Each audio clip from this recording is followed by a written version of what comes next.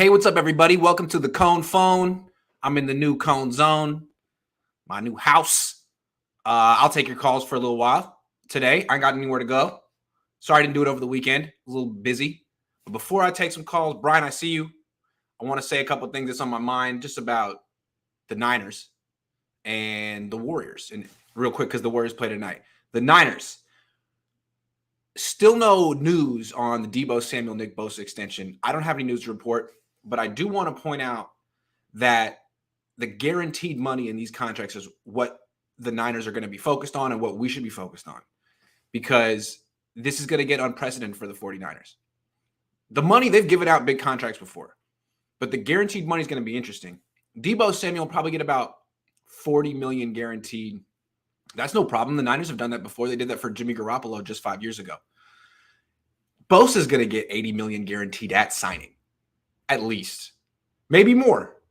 Nick Bosa will get at least $80 million guaranteed at signing. And why is this important? Because in the NFL, there's this funding rule. And the NFLPA initially wanted it. The idea is if the NFL is going to guarantee, if owners are going to guarantee money, they have to put that money in an escrow account. So what'll happen is the Niners theoretically will sign Bosa next year, and he'll get $80 million guaranteed. They'll pay him some of that in his first year, but whatever they haven't paid him of that guaranteed money at the end of the first year has to go in an escrow account. So that's a lot of money. That's a lot of the Niners are going to have to essentially give all of that $80 million paid out in 365 days. Do they have it? Especially after it's going to be 12 months after they pay Nick Deebo Samuel $40 million. So the Yorks are looking at roughly 160 to 165 million in cash they're going to have to put in escrow, or just they're going to have to pay out in the next year or two. Do they have the cash? They're worth $4 billion. Do they have the stomach and the cash to spend it? They haven't done this before. This is what you have to keep in mind. Last week when the Niners said they haven't even began negotiations with Nick Bosa, yeah, I don't think they're going to pay Deebo and Nick Bosa in the same off year. They're going to try to stagger it. It's a lot of cash to pay out. That's why teams were so upset with the Browns when they gave Deshaun Watson a fully guaranteed $230 million contract, because now players and agents are going to start pushing for more and more guaranteed money, and owners are going to have to start putting out more and more cash into these escrow accounts. Eventually, the NFLPA and the owners could get rid of this funding rule, but they haven't yet. So this is what the Yorks have to do. Spend a lot of cash the next few years. Don't let them off the hook, Niner fans. They need to do it. They have the money. They got to create the cash. Last thing I want to talk about. Now that we're heading into Game 5 of the finals, and I think Curry's sort of cementing his legacy, I'm curious to see, at the end of every call, I'd like to hear what you guys would do as your top 5 all time. If you had to put like a starting 5 of players in their peak all time basketball, who's in your top 5? You've been having this conversation since you were like 7 years old, right? For me, at this point, I'm going Curry at point guard, Jordan at shooting guard. I'll take LeBron James as a forward, Bill Russell as the center, and the 5th guy for me would be Kawhi. I know he doesn't have the resume, but damn, when that guy's healthy, he's great. Look at his shooting percentages in the playoffs.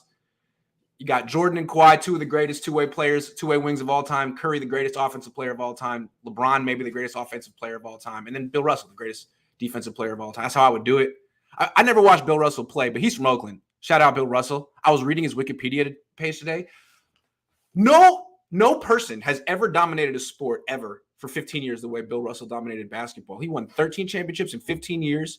He was the coach of the team at the end, and they were still winning championships. What? He was the first African-American head coach in North American sports. I don't think Bill Russell gets nearly enough credit. And you look at his resume, and it's like, oh, well, yeah, that's the greatest, not only the greatest basketball player ever, but the greatest athlete ever. Bill Russell. He would have to be. I mean, I never watched him play, so I can't really tell you. But, I mean, the guy averaged like 25 rebounds a game and was the greatest defensive player ever. Anyway, I'm curious to hear who your starting 5 would be all time. But let's talk football. Let's talk Niners first. Korean Niner. How are you doing, Grant? On the show, man. What's up? The Yorks have the money. Let's not kid ourselves. They got $4.5 billion, but do they have the cash? They got a lot of investments. To me, I don't know why they got into Leeds United. That's their own business. To me, if they don't like the American fans who love the Niners, they're really not going to like the English fans who are Leeds United fans because they all riot and revolt in the streets over there. But to me, I don't know if they want to sign both players just because we look at the track record. They're not. They spend, but how do they spend? They Right. spend wisely. Yeah, it's always the team-friendly contract with the funny money. Like, oh, there's incentives. The player bets on himself, but really the Niners aren't committed to much. Look at Kaepernick. Look at Jimmy. Exactly, and also look at the stadium they built in Santa Clara when that was supposed to be where Candlestick Park once was. They should call that stadium Budget Stadium. You know, where's the retractable roof? Because you know it gets very warm. I've heard. Right, I've right heard. when the season starts. Yeah, absolutely. But See, to me, also, like, I can see why Deebo might get a little upset because if the Niners had to choose between paying one or the other, they would probably choose Bosa. So Deebo, that might be the one they're like, well, you know, we'll give you an incentive-based contract, but for these reasons, we can't give you $40 million guaranteed at signing. Like I mean, I don't see why Deebo should accept any less at signing than AJ Brown got. And if the Niners try to mess with him on that, then he needs to explain that to Jeff Darlington or whoever he wants to talk to. yeah, doesn't the Cooper Cup extension affect how much guaranteed money he may get? Because I think Cooper Cup got over $70 million. Oh, I didn't even check that. Hold on. Let me do journalism real quick. Cooper Cup spot track, which is right 87% of the time. Hold on. What do you get? Guaranteed at signing. 35 million. Total guarantee 75 million. See, Deebo isn't going to be the problem. It's the guaranteed at signing. I mean, the Niners should be able to afford that. It's Bosa. DNs are getting tons of money. I think Joey Bosa got 78 million guaranteed at signing. That's not like the injury stuff that could kick in if they, you know what I'm saying? That's different. So the Niners have never done anything like that before. And I think they love Nick Bosa, love him, and I think they want to keep him long term. So I think they'll probably do it, but I'd love to see him actually do it because they haven't moved an inch yet. Do you feel that Nick Bosa will at least ask for 85 to 90 million guaranteed? Because yes, you know because the NFLPA always wants their superstars to set the bar higher for in case. Now we are getting ahead of ourselves. Bosa needs to stay healthy for 2 years in a row. He hasn't done that ever. So maybe that's what the Niners are kind of like not banking on, but like waiting to see. Because if he gets hurt again, then he's not getting $80 million guaranteed. So we'll see. But if he has another 10, 11, 12 sack season, he could get 90 million guaranteed.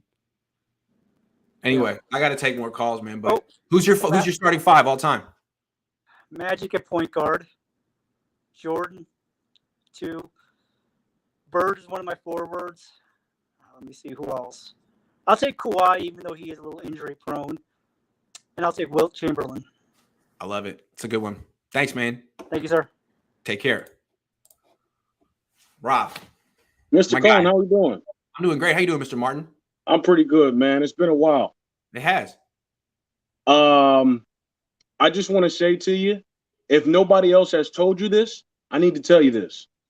I love you and I respect you for what you do. And I don't care who doesn't like it. I'm on the East Coast, Grant. I haven't been in the Bay in 17 years. I'm not subscribed to anybody else. I subscribe to you specifically because I know when I come onto your channel, I'm getting unadulterated truths. Well, I'm not going to say unadulterated truths. I'll say I'm getting unbiased opinion. What your opinion is not going to have any sort of metering or censoring. And that's why I love you, man. So keep doing what you're doing. And if nobody's told you, you're doing a great job. That's all I got to say about that. Thank you very much.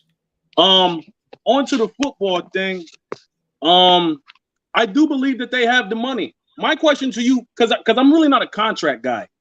The money that they have, their physical cash, they can't use that to play the players, right? They have to go off of the cap, right? Yes. Right. So that being the case, their money, I'm not really concerned about. What I am interested in is their ability to rework deals and get things done. Now, we got one player that needs to go because he's holding up a hell of a lot of money. Those funds are probably going to be allocated for some other things. I do think that they'll get them that they'll get it done. I'm going to be a little bit controversial here. I'm going to say that there's somebody on this team that is due big money this year, guaranteed money, right? Like 16 million, something like that. I'm going to need for that guy to not be hurt for not one game. I'm going to need for that guy to play like not only an all-star tight end, but an all-star receiver, because that's the money that we're giving him. And if he's not, I love George, but George, you got to come up with some of that dough, man. And doing that, I think we can get a deal done. If you restructure a couple people, you know what I'm saying? The 49ers historically are very good at moving money around so that they can hold on to other players. Now, if they hold on to them long term or not, that's another issue altogether. But as far as will we be able to hold on to them for another season, I think they'll be able to do that. No problem. No problem. I think so too. I'm curious to see. I want to see Denise and John really spend, because I know they don't want to. I know they're going to have to, because all the people they trust in the organization are going to say, you got to pay for Nick Bosa and Deebo. Do it. It's interesting that you bring that up, because I'm looking at our rivals and I'm like, damn, man, they have no problem locking guys down, spending the big bucks. They're way richer. Oh, they have way more money on the Rams than the York. The Yorks have they're modestly rich by NFL owner standards. Yeah. They're like right in the middle, which is fine. But the Rams are way at the top. Like, they're worth, what are they, $10 billion? And they act like it. LA is a different town than Santa Clara, not even San Francisco anymore. LA is a much different town. The NFL needs to do this. They need to get rid of this funding rule. It's stupid, because it'll lead to more guaranteed contracts. They need to get rid of the salary cap. The salary cap did not create parity. It created, the Patriots were as dominant as any team ever.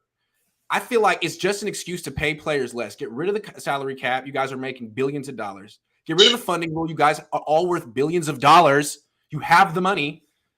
Pay the players. I hope that happens. And then I would wonder what would happen to the Yorks and Parag in a climate like that, where you can just spend. No need for Parag at that point. Are you willing to spend? Or like, you need to get Eddie back in the building. Yeah, that wouldn't be good for him, because he's a financial guy. And he's done a good job. He's gotten the squad involved in some overseas ventures. I'm very closely watching something called Athlon Acquisition Corporation. Essentially, they're trying to come out with the next Fitbit, which, if they come out with a product, I presume it'll do quite well, because Parag historically has made money wherever he's gone. So the issue isn't so much can they make the money, it's how they spend it. And the climate that you're talking about, that doesn't work for him. He's not he's a spendthrift. He is not a guy that is willing to just cash out on several different players. Even if you tell him it guarantees a Super Bowl ring, he's going to be like, no, this is a business. This is an organization, and we are here to make money first. Agree. What's your top 5 all time? Man, you put me on the spot here, because I'm really not a basketball dude, man. Me neither. But I'm gonna try. No, right. Please don't nobody hang me if I give you like 2 small forwards or something. I don't think there was a better center than the Diesel when he was at his prime. That dude was wrecking. It was ridiculous. Give me Allen Iverson. Tell me you were born in 1988 without telling me you were born in 1988. hey, give me Jesus Shuttlesworth, Ray Allen. How about that one? Reggie Miller was great too. Reggie Miller was excellent. Who are we missing? I got my center, small forward, shooting guard. Give me Dirk Nowitzki. Okay, Dirk Nowitzki. All right. Yeah, you can play him at 2. Why not? And who's your point guard? Man, I gotta go with Kobe. Gotta go with Kobe. All right, man. Great call. You too, boss. Peace. The Kobe Nowitzki backcourt. That would have won all the championships. Rohan, what's up, man? How you doing, Grant? I'm hanging in there. How you doing? I'm doing good. I heard you talking about the contract stuff. So first, I wanted to get your thoughts. Do you think that both get signed back this past offseason? or this upcoming offseason? No, I think that Bosa is probably going to wait till next year. I believe his brother signed after his 4th year.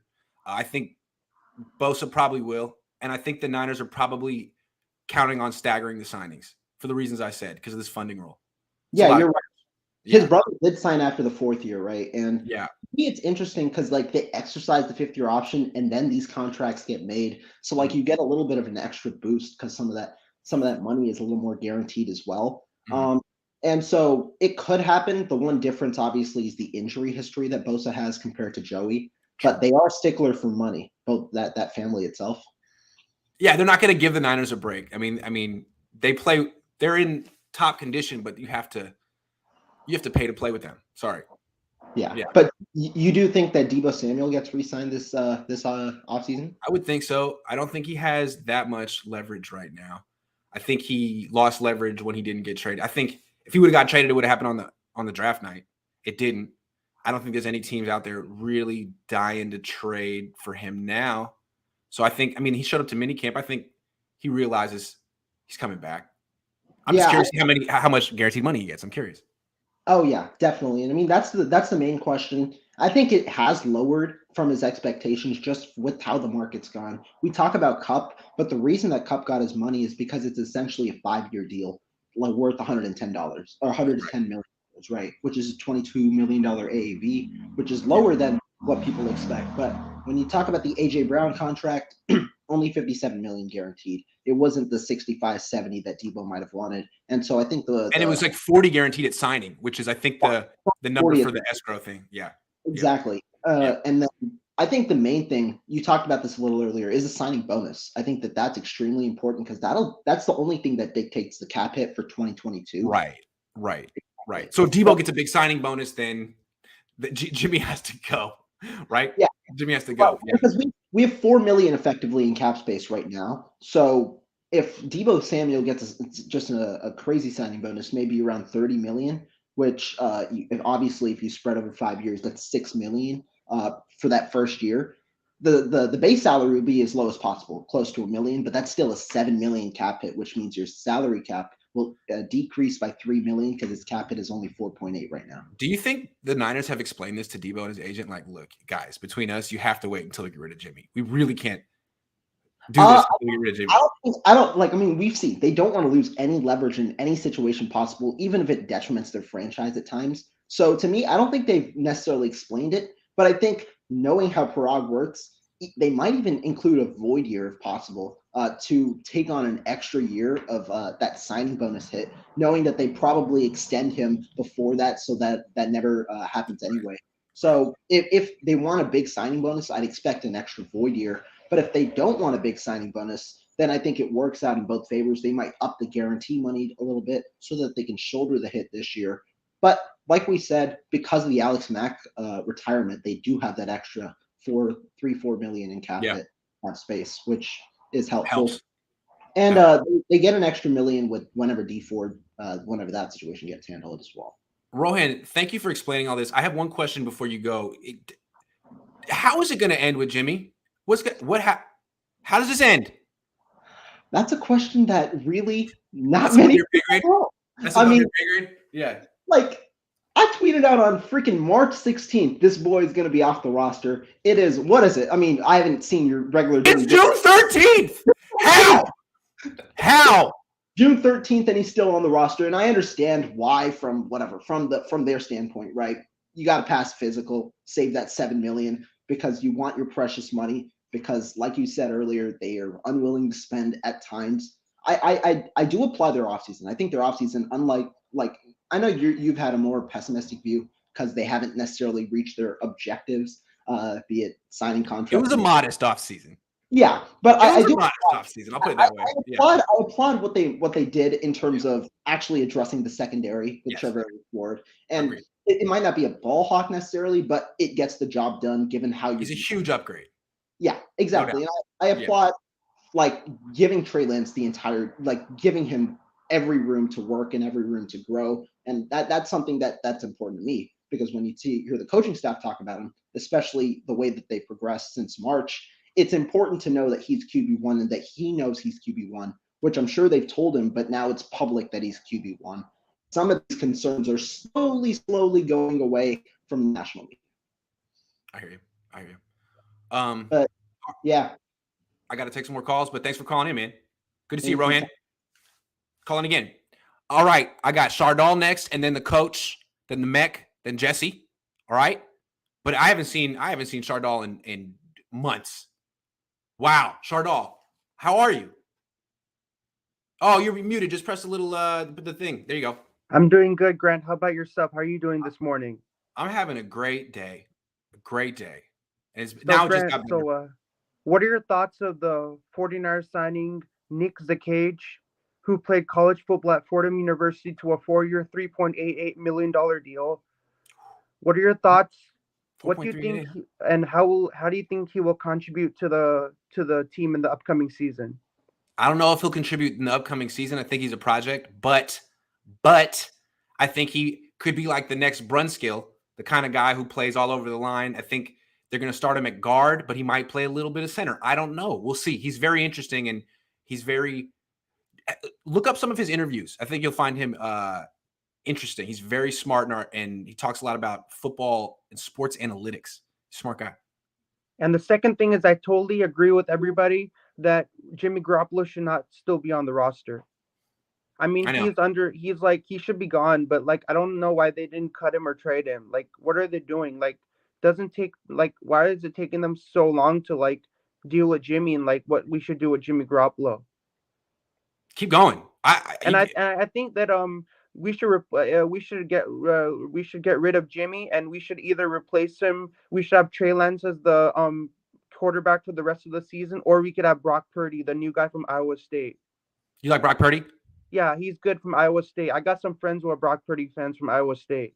Oh, okay. All right. Yeah. And they're really hyped up on the guy. They really like the quarter. They really like him as a quarterback. He's fast on his feet. He has a good kind of an arm.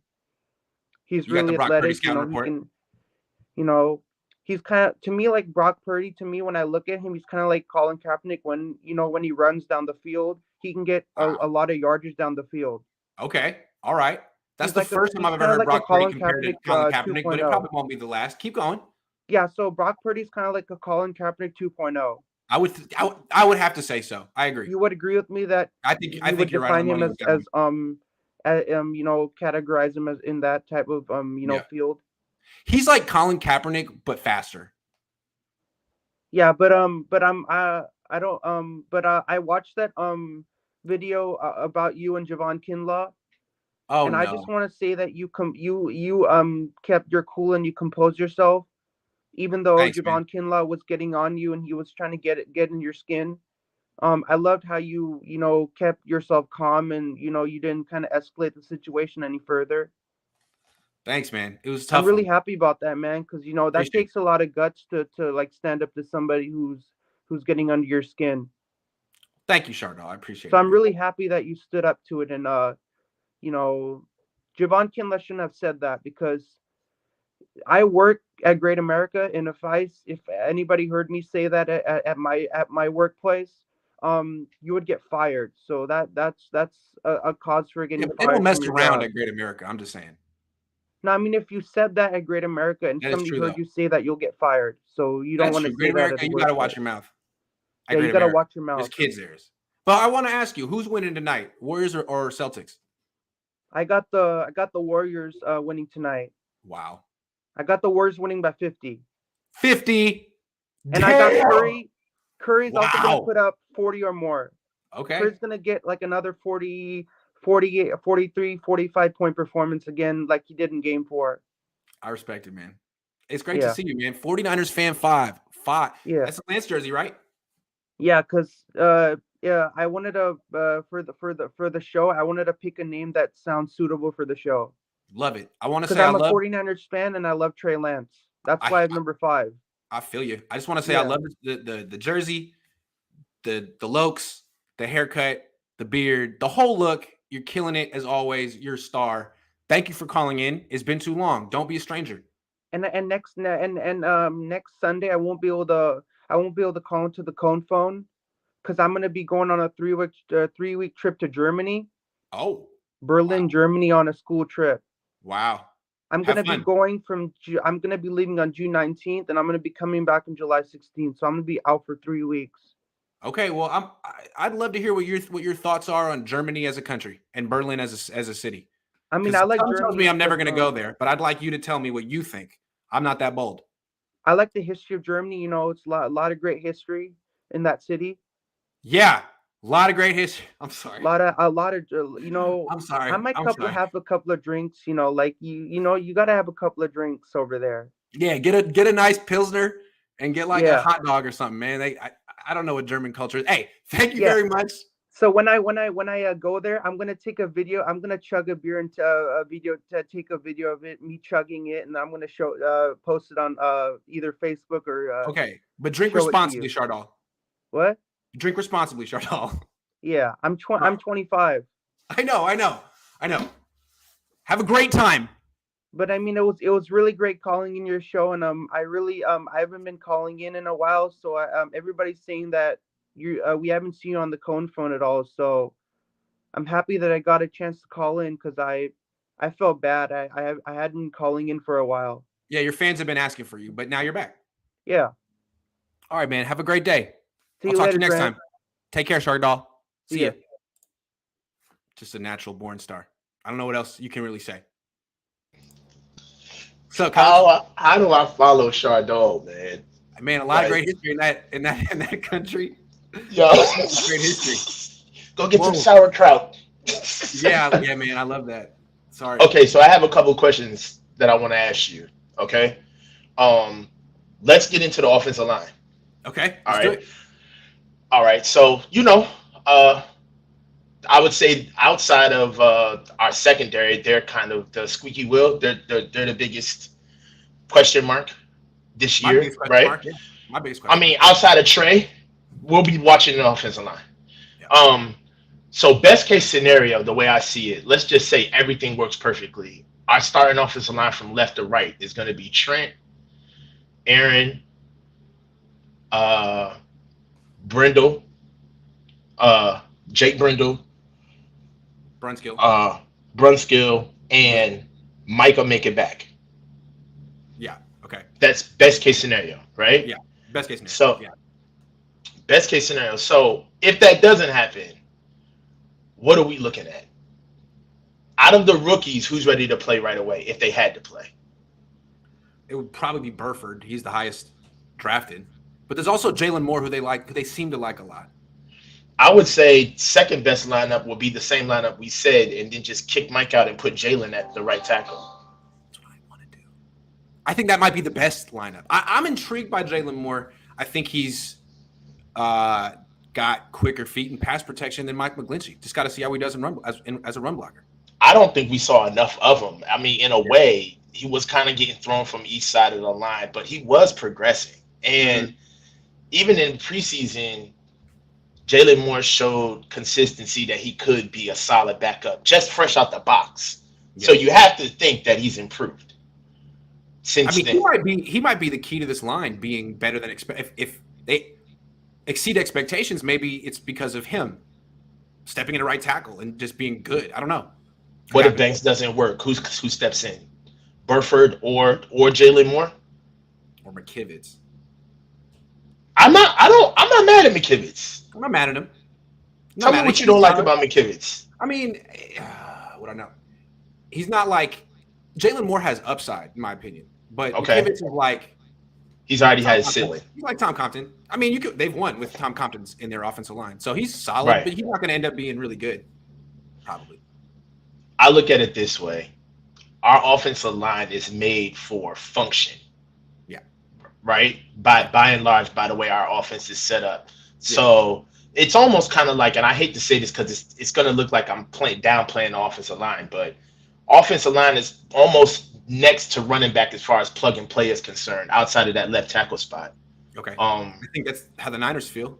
Yeah. I think they put a lot of pressure on individual players to be great, but as far as the scheme is concerned, I think that they kind of feel like they have a scheme that you just need to fit inside of as long as you hit the measurables. So true. I would agree with that. And they've gotten, I mean, it's just that on 3rd and 7, None of that matters if you know what I'm saying. Like you need a right tackle and a left tackle that can hold up one on But one. on 3rd and 7, we didn't have Trey. It's true. It's true. And you know, I keep thinking about like offensive. I think people. The Bengals just went to the Super Bowl with a trash. Horrible. So the game is changing. The ball gets out quicker. It's a faster game. Yeah. You know what I'm saying? The greens are slick. That's true. That's true. So, if Trey can get the ball out quick and he can make a few guys miss in the backfield, he should be all right. Although Burrow takes a beating, he really does. All right, and last parting thing. I gotta be quick today. Parting thing. Nobody. I waited for somebody to ask you this, and I thought your dad may have asked you this. So forgive me if I'm repeating myself. All right. But out of the whole Kinlaw thing, what do you say you've learned? I think I'll say it like this. The whole last 2 years were weird. We weren't in the locker room. There was a pandemic. I got big on YouTube. It was kind of strange. Something like this was bound to happen. Right. I didn't realize it was going to be Kinlaw. That's what surprised me. I thought it was going to be McGlinchey or something. Something like this was bound to happen, and I'm going to have to find a way to sort of do what I do in this new era where I'm in the locker room every week. And calibrate. You know what I mean? So, like, I'm not going to change that much, but at the same time, this is going to keep happening unless I figure this out. So, yeah, I guess this was like a preview of what's to come. I'm glad you said that because that's what I was getting at. Like, this is going to keep happening. Yes, it's going to keep happening. So, I'll figure it out. But it's strange. I mean, this has all happened in 2 years when I was gone and there was a pandemic. And now I got this YouTube channel and I'm not going to be that different. But I don't know. We'll see what happens. I don't know. Too much is given, Grant. It's true. I mean, to a certain extent, I guess what I'll do is like if someone in the locker room screams at me or yells at me, I'll just keep it there. I won't go and be like, guess who just yelled at me? Guess who just said? I'll just be like, you know what? Fine. That's a great idea. You know what? You want to yell at me? That's fine. Hey, we're even. I'll just call it as we're even. I said what I said publicly. You said what you said privately. We're even. How about that? It's not. Yeah. I don't really need like the. It's not a bully pulpit. Guy got mad at me. Like, who cares? You know. It's yeah. You want to get a couple of more of those bullets, man. Nah. Before you get thrown into people who aren't as talented as you. Because there's people who aren't as talented as you that do this stuff, but they're hacks.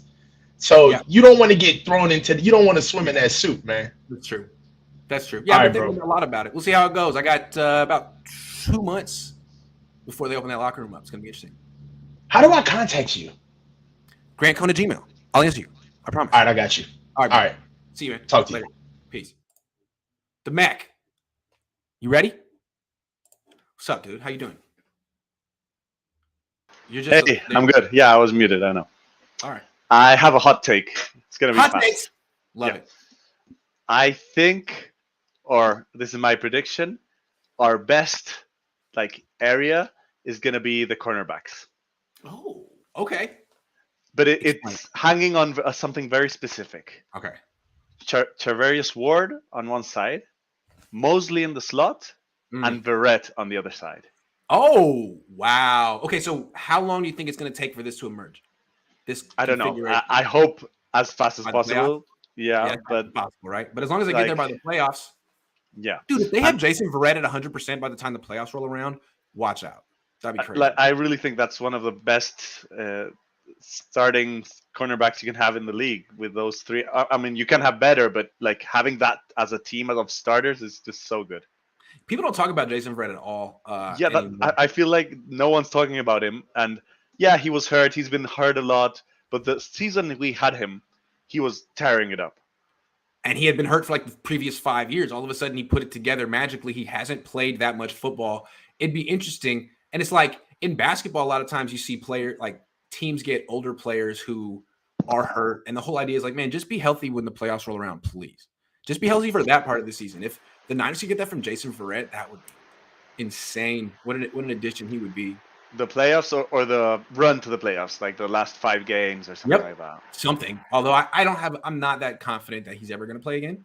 I haven't seen him put on spikes. I haven't seen him put on cleats yet. He's been walking around in the sweatsuit, which is a good sign. He's there.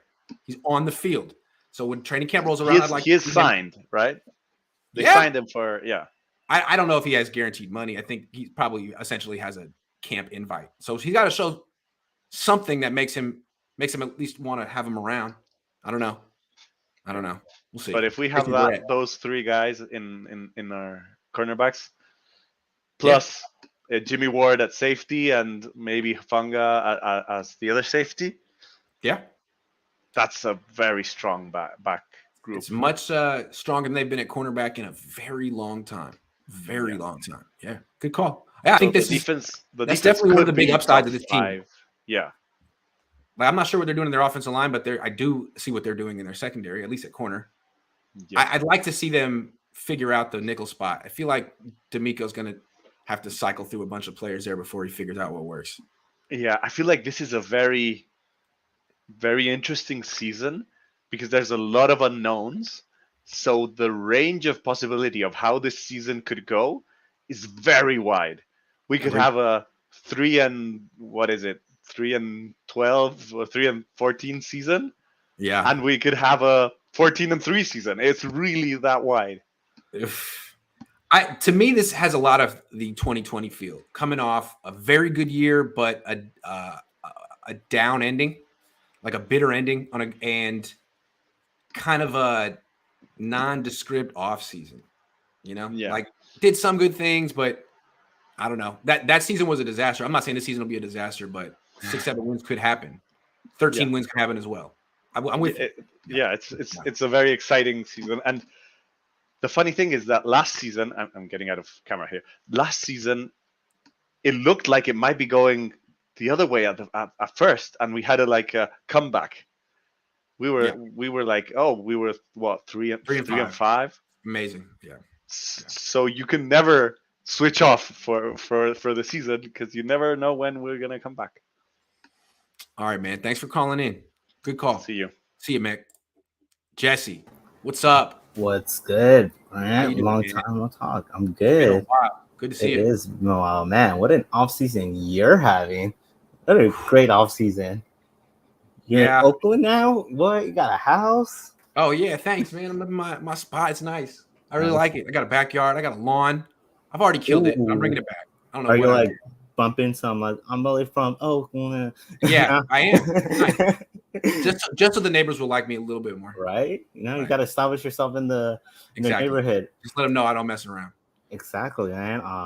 Yo, shout out to all the Grant haters, man. To quote Tom Brady, well, we are still here. I wanted to come in and say that, but no, I got like 2 questions. Sure.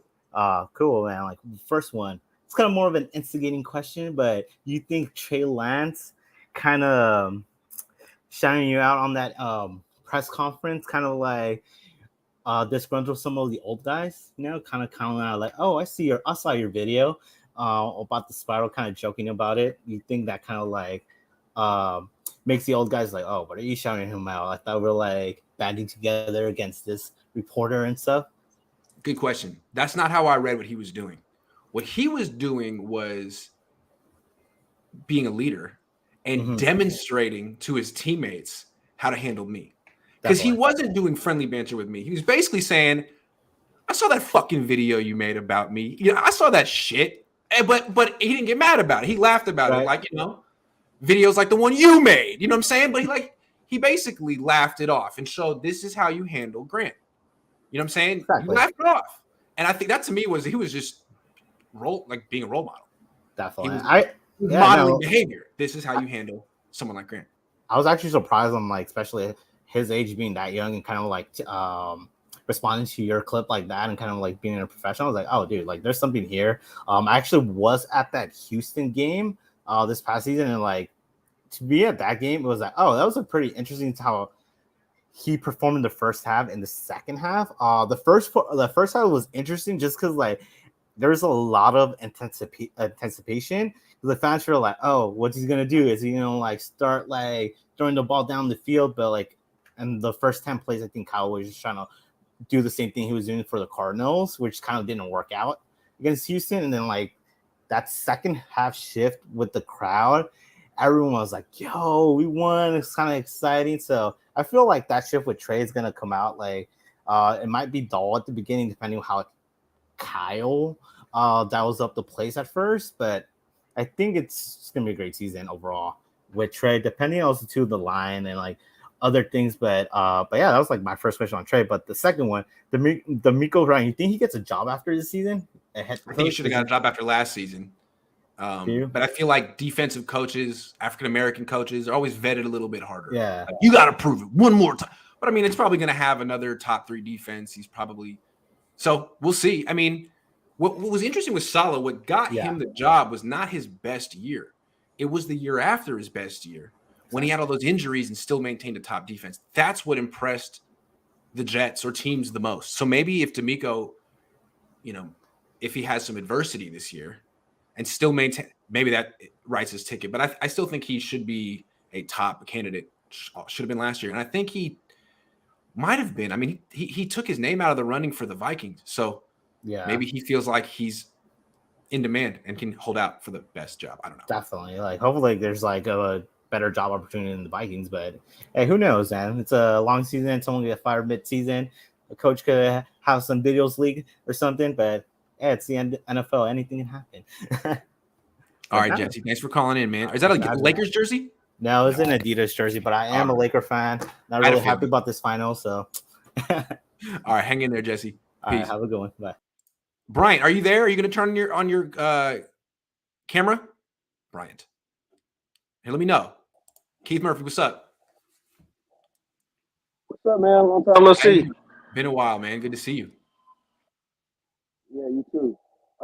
My question, well, I'm looking at the title. Of course, we're going to have enough money to pay Deebo and Nick Bosa. We got to. Got to make that happen. First, we got to get Jimmy off the books. Yeah. I'm more excited to see what our wide receiver core is going to do this year. I kind of wanted to get your thoughts on that. I'm hearing a lot about the new guy, Gray. I want to see if Trey can add a dimension to Ayuk that we haven't seen. And also, I mean, coming off that huge season, I want to see how Deebo coexists with Trey. To me, the wide receivers are going to be really important this year. I mean, I think we saw it last year. Kittle, toward the end of the season, was like the 4th option in the offense. Jennings was getting more targets in the playoffs than Kittle. Now, maybe Kittle was injured or something, but to me, Kittle's just getting to the point of his career where I don't think you really want to have your offense go through him anymore. You're trying to preserve him for the playoffs. If you get there, he's almost 29 years old. I mean, he didn't even practice this offseason. It's all about taking like workload away from him. So I think this is a year for Ayuk to step up, for Deebo to keep going, for Jennings to step up. I wouldn't be surprised if those guys have a lot of yards and catches. I mean, Jennings has improved a lot. And he already showed a lot in big games last year. So I'm interested to see what Jennings looks like. Another question I have, go ahead. I was going to say he's the one that looks like he's taken a leap so far. Not I, although Ayuk's always been good. Jennings just seems so much more confident than he was in the past. Well, he's also a big guy with size that we could use. Yep. Yep. What do you think about the running back room, man? It's okay. I mean, they have a lot of bodies, but they never replaced Mostert. They don't have that guy who just gets to the outside effortlessly. They have some really tough runners between the tackles.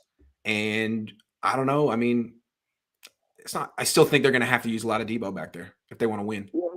So, okay, that's going to be the last thing I ask. A lot of the drama and stuff around Deebo this offseason, I feel like a lot of people were picking for straws or just guessing. I have still not heard Deebo say, I don't like to be used like that.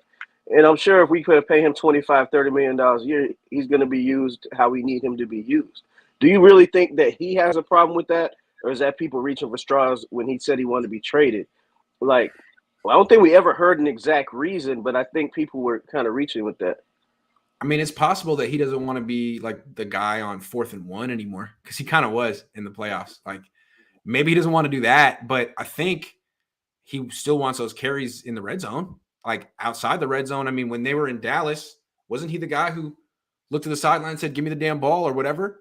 He said, I got you. Give me the ball. I got you. I think he has more rushing touchdowns than touchdown catches in his career, I think.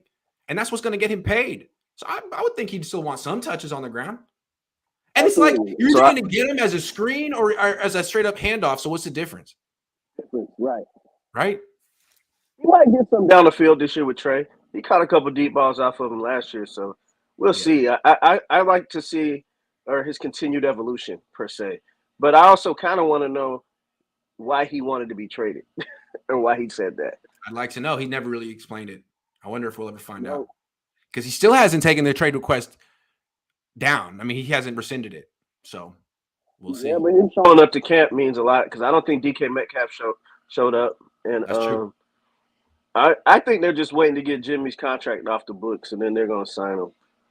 But to your point, he hasn't run the routes or anything. He didn't get on the field, so we'll see. We'll see. Yeah, we'll see.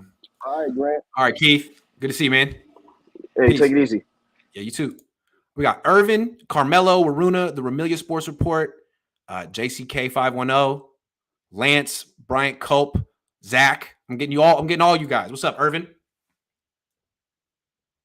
What's up, bro? How are you, man? I'm doing good, man. Thank you for pulling over. I saw you waiting on the side of the road for hella long. My bad. No. You good, man. You good, man. I actually just came out and sat in the car. I'm at work right now. I appreciate you. But yeah, man. You know, man. Just had to tap in with you again, man. Right.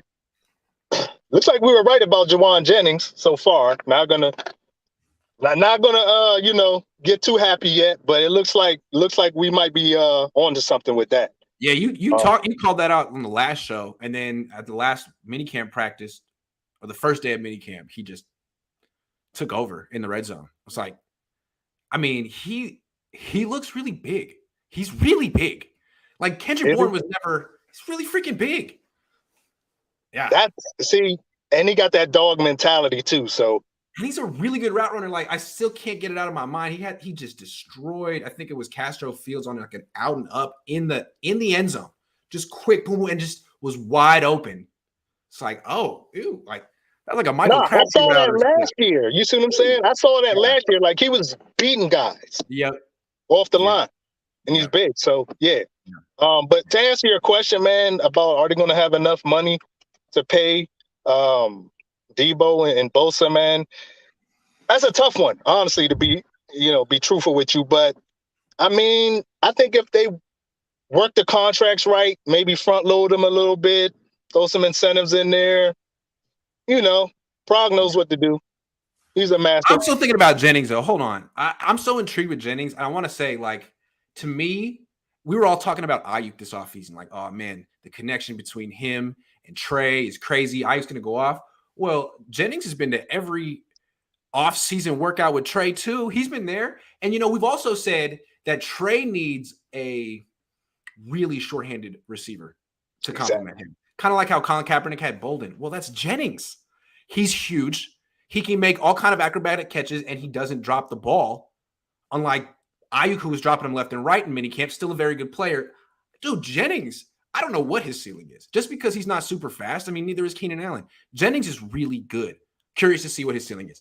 I honestly think if Trey would have played last year, we would have seen a lot more of Jennings. I think he might have been a lot more of a factor. He trusts him. I've seen it in practice. He goes to Jennings over and over, trust him. I don't know that Jimmy would have did. I mean, Jimmy sort of had to figure that out as the season went on last year. Speaking of Jimmy, there was this myth going around that he was like such a great leader.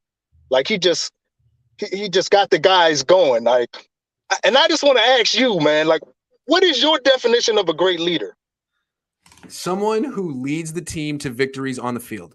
That's not Jimmy, right? Like, it's funny. They always get the leadership tag for players who are like along for the ride on winning teams. Like Derek Fisher was a great leader, right? Because he was like the 5th best player in the team. Or Kyle Lowry on the Raptors when Kawhi Leonard was leading them to the championship. Oh, Kyle Lowry's leadership is phenomenal. Like, what do you mean? He's just a guy on the team who talks. I don't understand the whole leadership thing. Jimmy's leadership, people like him, and he's the worst player on the team, but he's on the team and he wins, so that makes him a leader. How? I'm like, okay, are you putting a cheer in front of that leader? Because that's the only leader I see from out of him. When the guys do good, good. Like, come on, like that's not a great leader, bro. A great leader is somebody who, first of all, doesn't fold under pressure. They deliver in big moments. In 10 big moments Jimmy's had, he maybe delivered in 2, 1, maybe 2. Yeah, come on, man. That's true. Great leader. We got to get that. And that leads me to my last point. Trey is the definition of that. And I know it's kind of early still, but he's shown me just by his swag, just by his demeanor, just by what he's already done, his track record, even though it's not a real big sample size, dude, he led his team to the chip. Yeah. He came in, did it like it was nothing. Yeah. Like, and he's already stepping into the shoes now. Like, if we didn't already forgot about that other guy who was the quarterback before him. So yeah. Yeah. What was his name? James? Something? Nah, little man. I don't know. All right, man. Okay, man. Get back to work. Your boss is furious. Yeah, man. It's time, bro. But Good I had to to see come you, chop it up with you. Good to see you, man. All right, man. Later. We got Carmelo next. Carmelo T. What's up, man? Hey, what's up? What's up, Grant? How you doing? I'm good, man. How you doing? I'm good. I got a few statements to ask you. Your opinion about this. Sure. I got a surprise trade for Jimmy G. Okay. Last year, you had pointed out that he was talking to the Texans. You had it on video that he was talking to the GM and the coaches out there, after the game when Trey Lance was playing. What would benefit the Texans the most? They have a bridge quarterback in Jimmy G. They have plenty of round picks because they gave they gave up to the Browns Watson. So, they have plenty of draft. They have plenty of money because all they have is rookies. I heard in their OTAs that Davis Mills wasn't doing so hot. Interesting. So, I was thinking, I'm like, that makes all kinds of sense that he gets traded to the Texans. The Texans didn't want Baker Mayfield because of his leadership skills. He doesn't have much from what all the players tell me.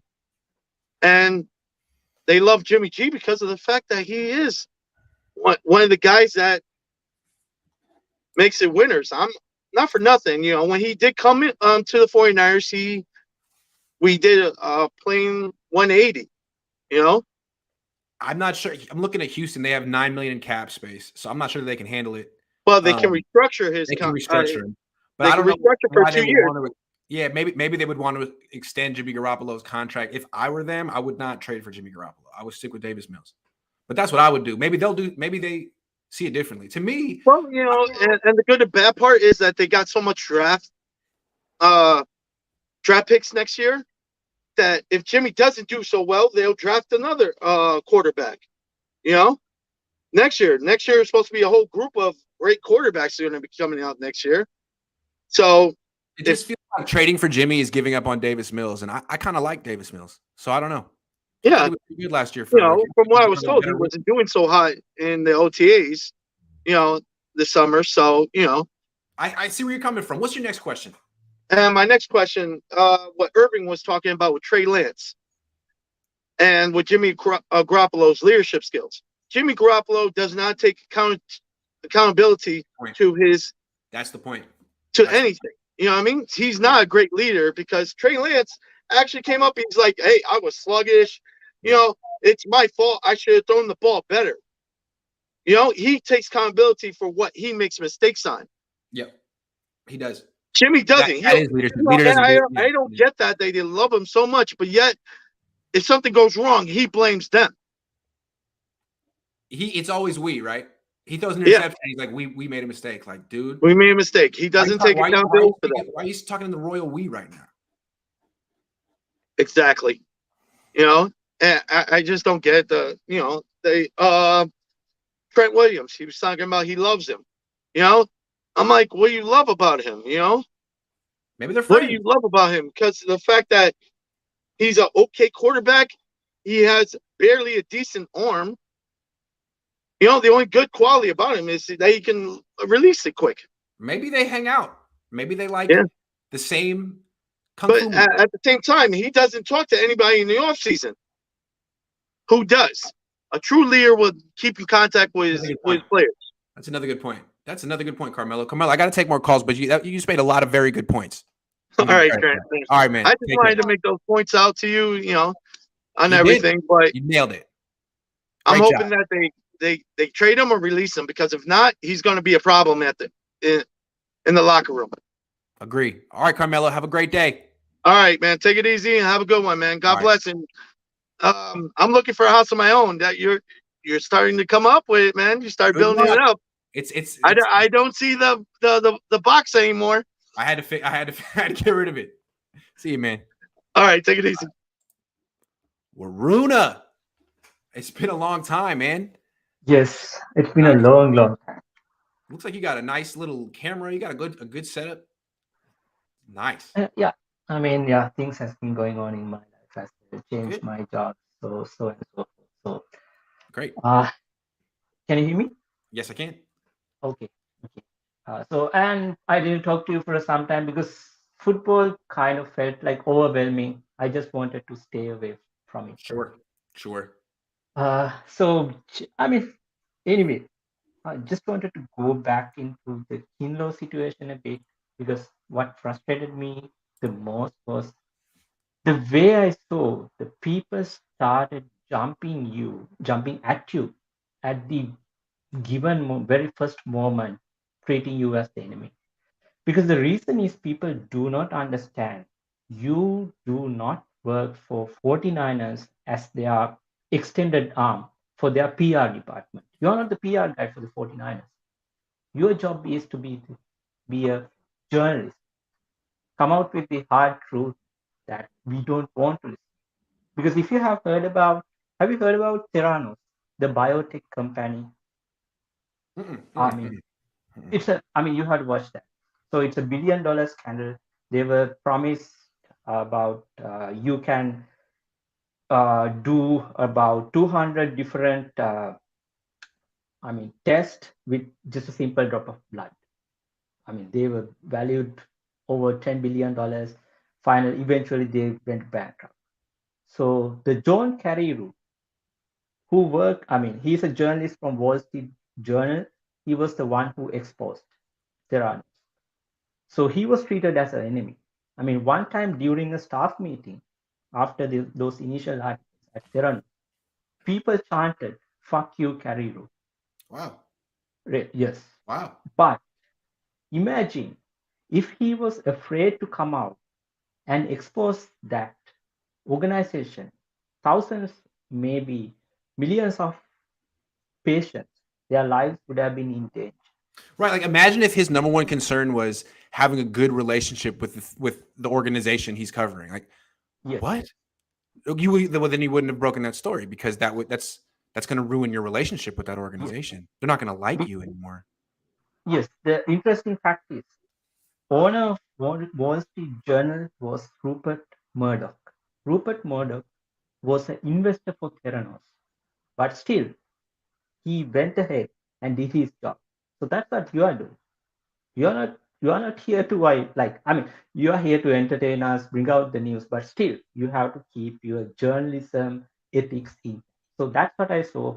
So that's why I got frustrated when people were jumping at you. So I just wanted to say, if a first round pick isn't living up to expectations, I gotta say that. It's not my job to wait 4 years before we see how it pans out. Like, so I do it. This is how it works. Exactly. So when people don't understand the journalism, I kind of get frustrated. But I thank you for sticking up to that, because sticking up to the journalism instincts and show people I'm not going to give a fuck. I'm going to do my job. Either you take it or leave it. Yeah. Yeah. It's funny. All these people trying to cancel me and get my job taken away. Like, I'm independent. I know you guys wish you were too, but thank you very much for bringing more attention to my independent platform. Thank you. I don't understand what you think you're going to do to me, but thanks. Yeah. Arun, it's always great to see you. Anything else you want to say? So I'm going to take, I probably will talk to you in after maybe months or so, because I'm going to take a vacation, going back to my home country, Sri Lanka, for 4 years. Beautiful. Have a great time. Yes, thank you very much. How long is the flight to Sri Lanka? Okay, it's going to be 15 and a half hours from San Francisco to Singapore. From Singapore to Sri Lanka, it's another 3 and a half. So altogether, yes, it's going to be 20 hours, 19 to 20 hours. Yes. Good luck. Hang in there. Thank you. Do your best. That's a wow. Yes. All right, have fun, man. With two kids. Well, I'll see you when you get back. Have a great time. Okay, thank you, Grant. Have a good day. Take care.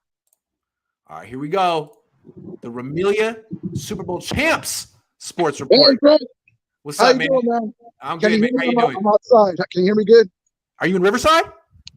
Yeah, I'm in Riverside, but I'm outside. Can you hear me good? Yeah, absolutely. It must be hot Okay. as hell in Riverside. You can't hear me? Oh, it's hot as hell, man. It's hot. It's about as hot as the Rams roster right now, baby. What's up, So, man? How you doing? live from Grant's house. Yeah. Check this out. So I got the Glock 9 Stafford jersey. Okay. Rams ready to reload again, baby. Here we go.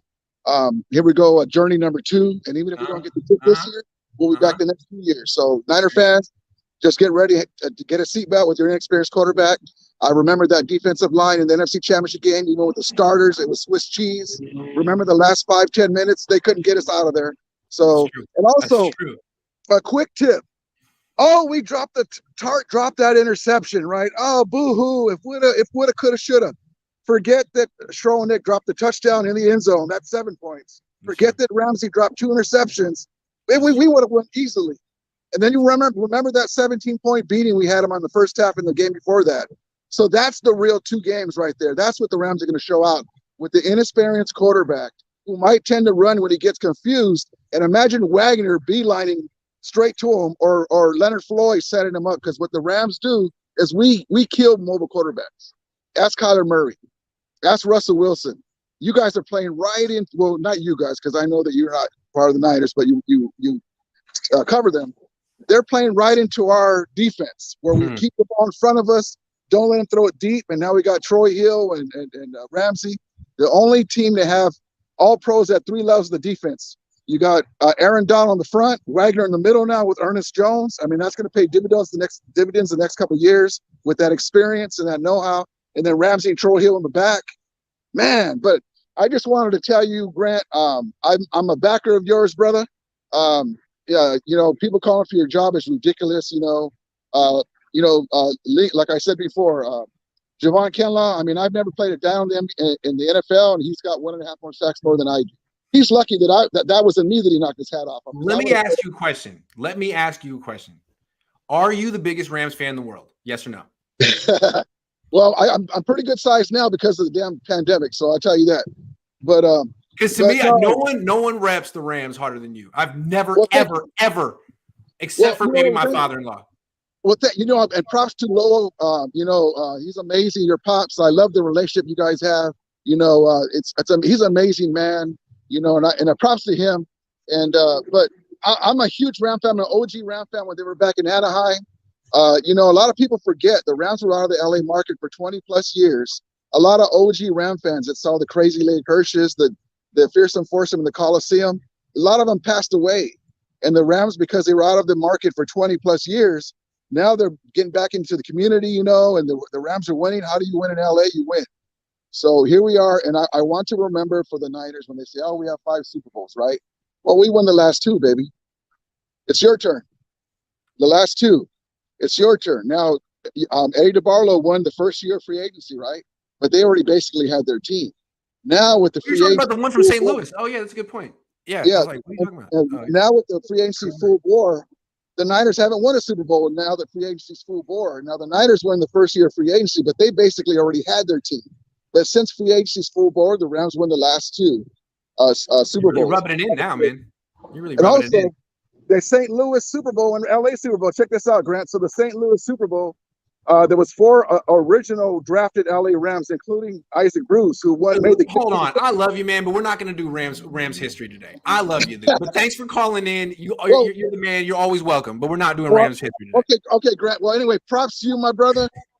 Keep your head up. I got a business to run over here. But thank you. Brother. Keep those keyboard warriors. Keep it up, brother. I'm with you. I appreciate you. And keep it up, man. Take care. All right, man. Have a great one. See you next time. Later.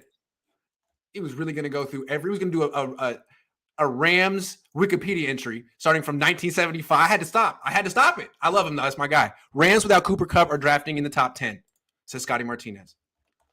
I mean, I don't know about that. What's up, man? How you doing? What's up, Grant? Hey, real quick, message to Remilia. The only blue and yellow team that matters is the Warriors.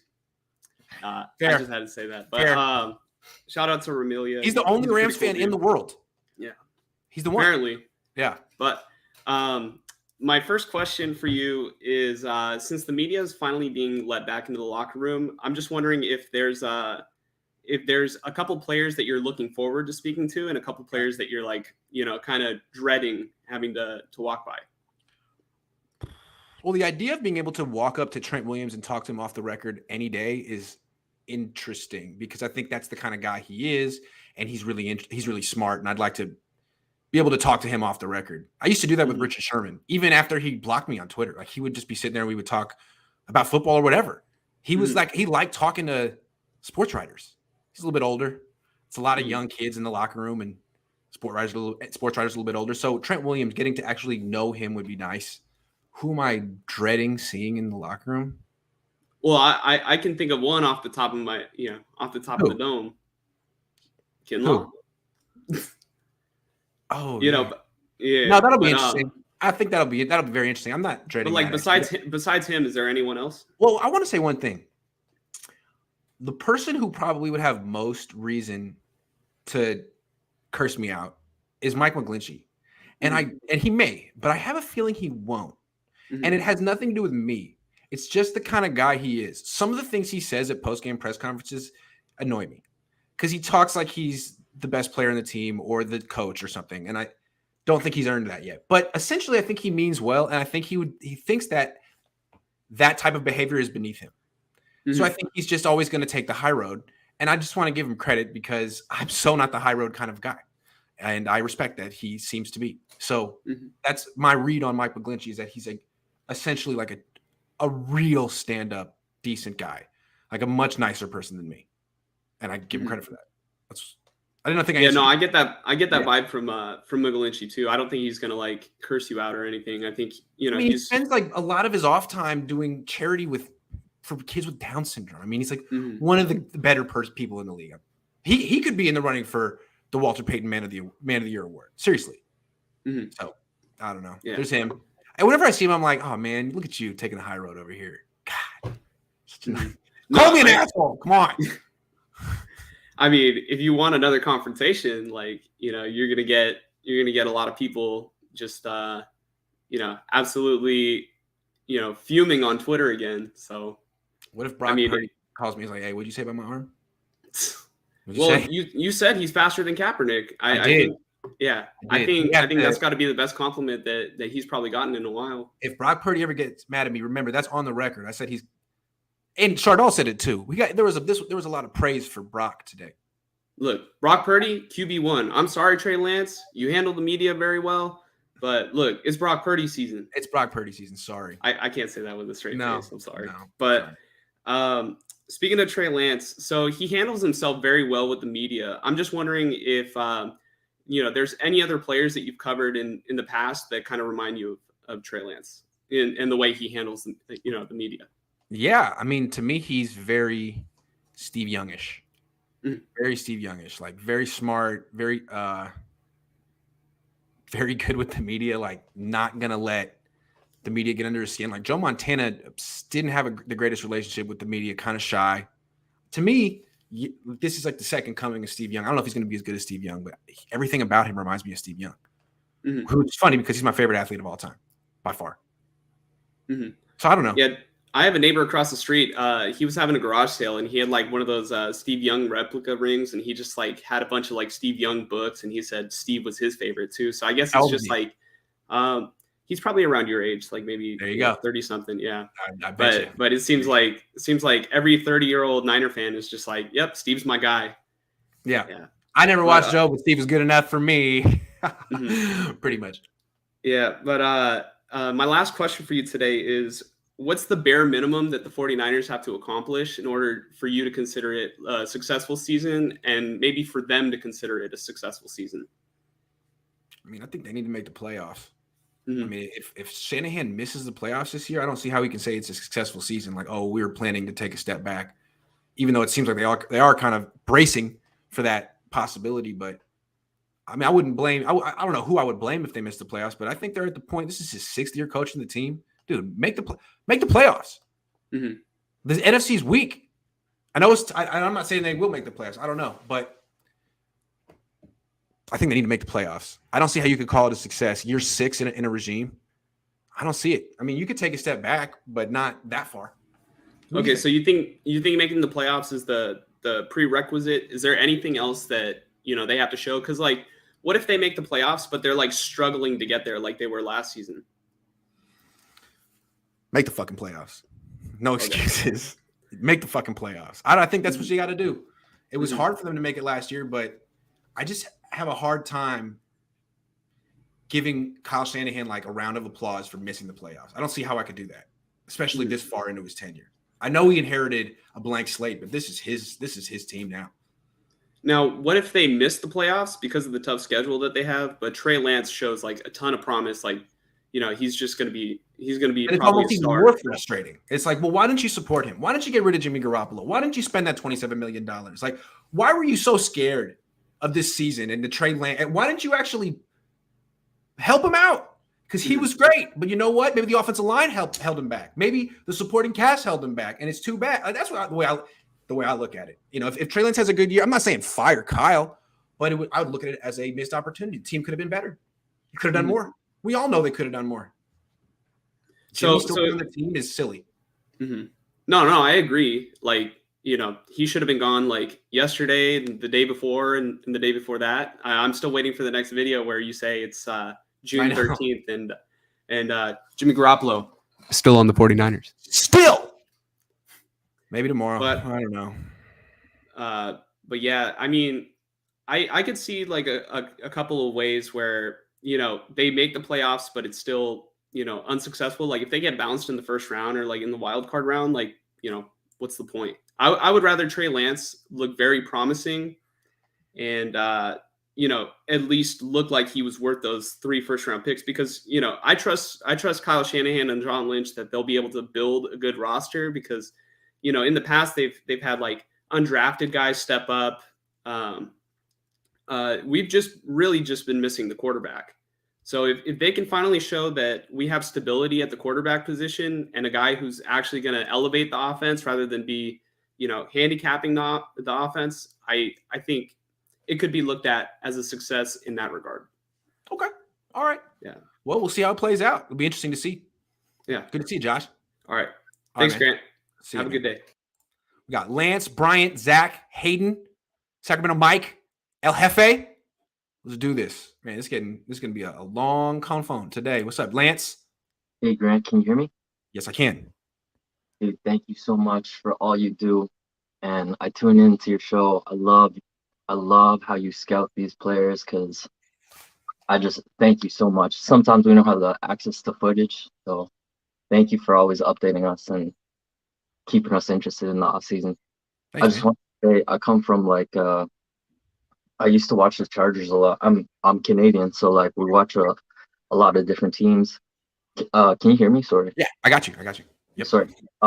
And I used to watch the Chargers a lot, and I can tell you, Jason Verrett is a stud. He is absolutely the missing piece. When we were against the Rams in the playoffs, like I was like, God damn, I wish this guy. Sorry to cuss on your show. That's all right. But I was like, do you remember? 2 years ago, the Niners beat the Cardinals in Arizona, and I think the quarterback was C.J. Beathard. And the reason they won that game was because Jason Verrett just absolutely shut down DeAndre Hopkins. Just took him out of the game. Absolutely. Yeah. And I'm telling you, like he's always marking their best receivers. Like I remember him against like D-Hop, and people on your show is gonna call me crazy, but I'm telling you, Jason Verrett is on. If he's healthy, he's on the same tier as Jalen Ramsey. People are gonna be like, this guy's out of his damn mind, but I'm telling you, he's on the same tier. I've seen it. Sorry, my question to you was, now that you have some time to dissect on the draft picks, I want to know what your draft grade is. I'm gonna give you my input. I think the more and more I research it, I think our prospects are studs. Like during the night of the drafts, I was like, oh my goodness, these are such reaches. Like these are the biggest reaches of all time. After the Drake pick, obviously, but the more and more I started researching on like Spencer Burford, Nick Zakel, and so many, like Danny Gray. My goodness, these are some ballers. Like Danny Gray is super, super exciting to watch, and Spencer Burford, he's just violent, just physical, in your face. I love it. Give me a grade. I want to know what you would grade it. Well, I'm biased, Grant, so I'm gonna say A. But again, like I just think that we reached a lot.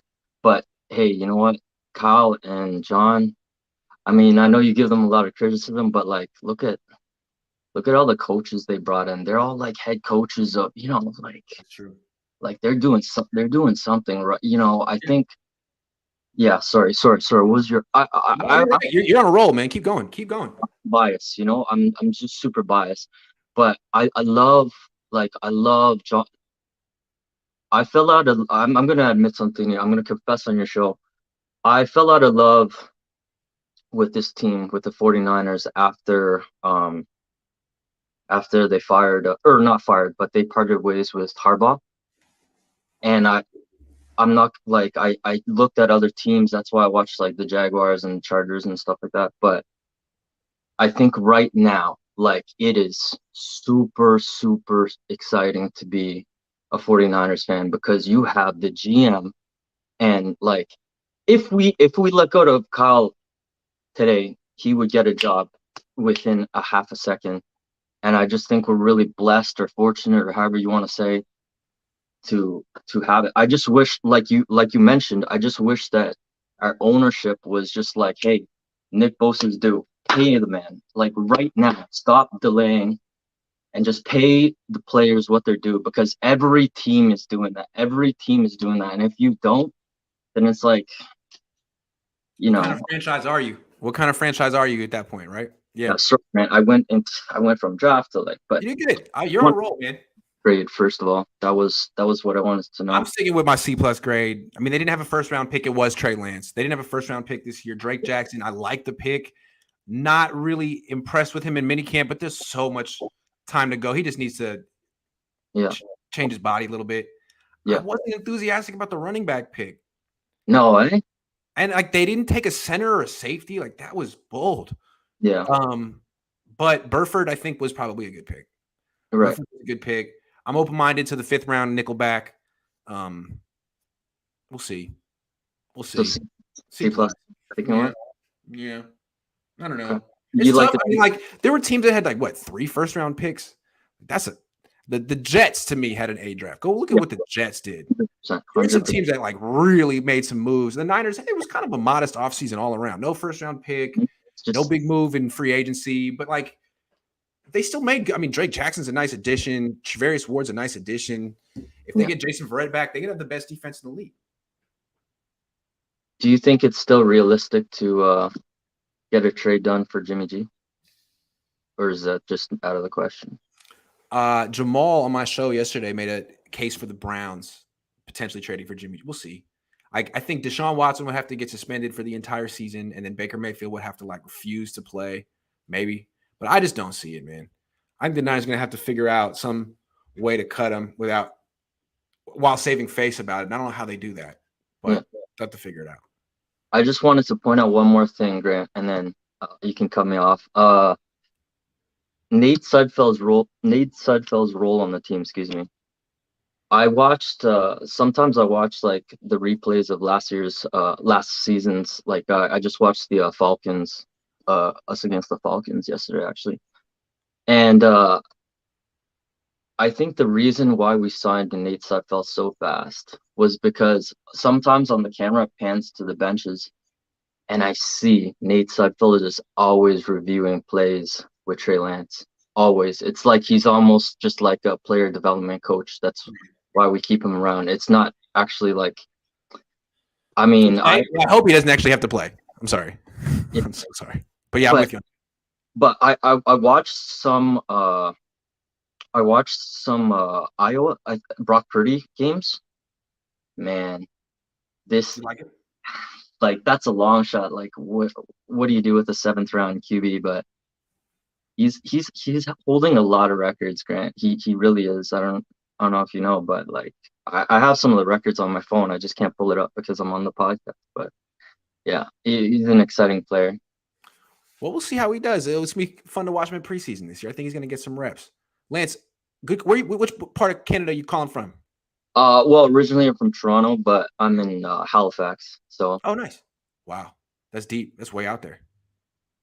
Halifax, way east, right? People here all Patriots fans, so it's. Oh, nice. That's fun.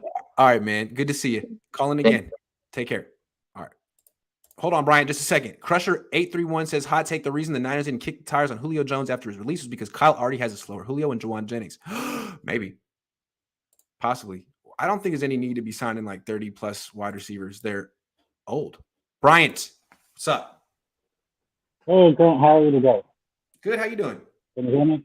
Good. Yeah, a little bit. I got my earphones on, so I wasn't sure if you could do that. But right. No, I wanted to call and tell you thank you, man. I seen the whole debacle.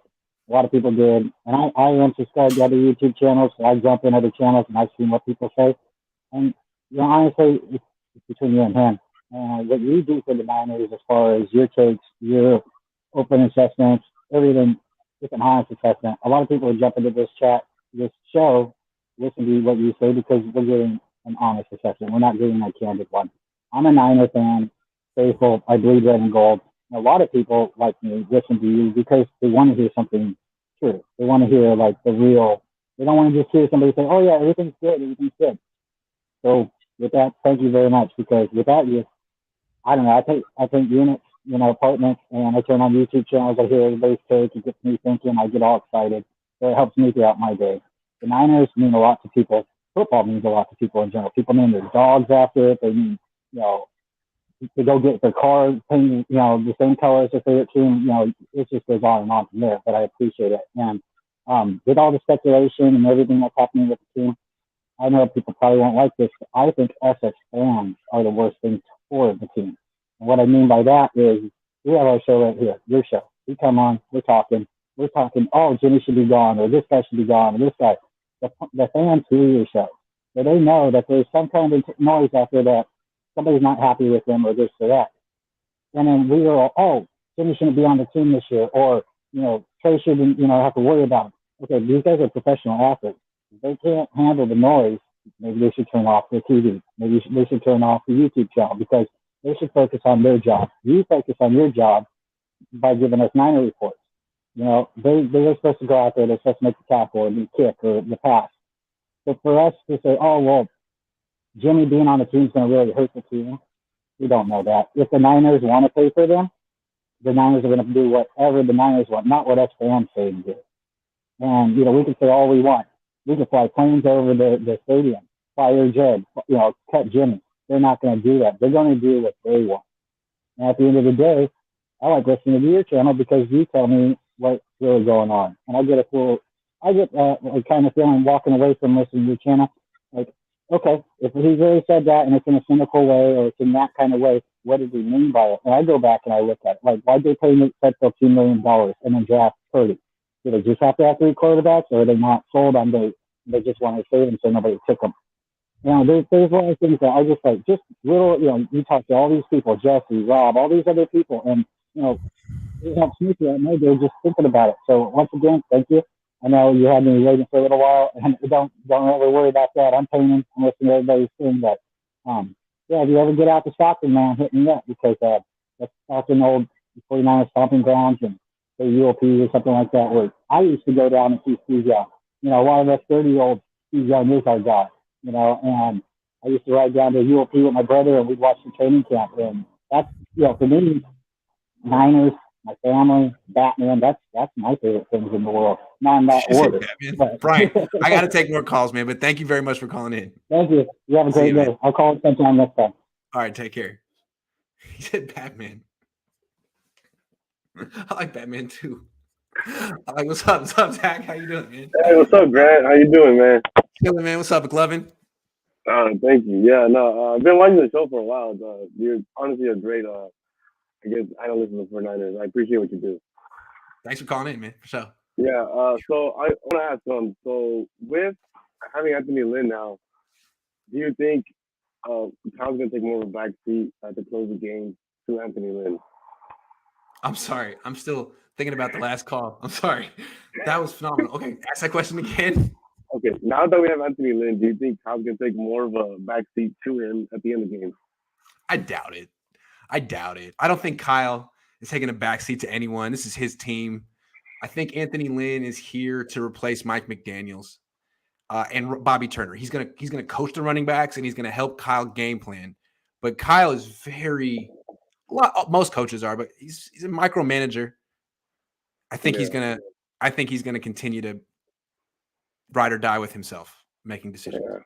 Yeah, I know. But no, I got honestly say from example that here in LA there's at least more than 3 Rams fans. You're not one of them, though. No, hell no, definitely not. Definitely not. I used to work at the Coliseum too when the Rams were there. Yeah, and so pretty much there was always at least 20% full of Rams fans, and the rest was usually the opposing team. Yeah. So not that many Rams fans. That was great when the Niners came to LA though. Yeah. All right, man. Yeah. All right, great. I gotta take some more calls. Good to see you. Peace, Zach. Hayden Sports. What's good? What's up, man? I don't know why my camera is dark. It's all right because you have the light behind you. You always want to have the light source in front of you. But it's all right. It's all good. I'll turn my flashlight on for my phone. Okay. All right. The one guy that I haven't heard anything about this whole offseason that I'm kind of curious about is Elijah Mitchell. What's up with him? He's been hurt. I guess they just wore him into a pulp last year. It was kind of messed up what they did to Mitchell almost, but they gave him a lot of carries. He was playing through a lot of injuries. I think he had an off-season surgery on his knee. I don't know what the nature of it was, and he'll be fine for training camp. He's a good player still. He'll probably still start in week 1. Do you think the fact that they were using Eli so much is kind of one of the reasons they ended up having Deebo take snaps at running back? Yeah, just so that Eli could get. Yeah, because without Eli, they had no one. Yeah, and they were already giving. I know Wilson was banged up.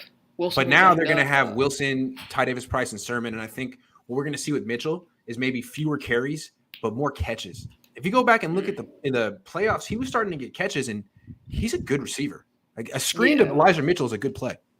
Yeah, because Elijah Mitchell's a guy that he hasn't gotten that much hype coming into the season. He's a guy that I've liked since last season, just because I always like guys that kind of just come out of nowhere. Mm-hmm.